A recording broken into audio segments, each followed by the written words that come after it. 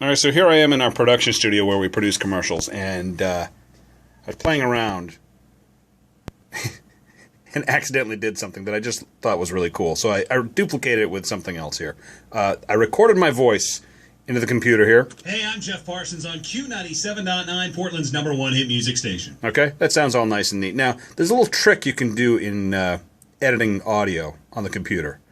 If I go in here, go to Effects, come down here, and we're going to change the pitch of my voice. All right, I'm going to stretch it.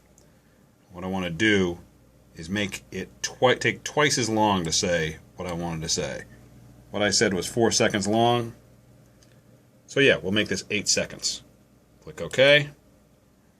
And now, suddenly, I sound like I'm drunk. Hey, I'm Jeff Parsons on Q97.9, Portland's #1 hit music station. Give me another beer.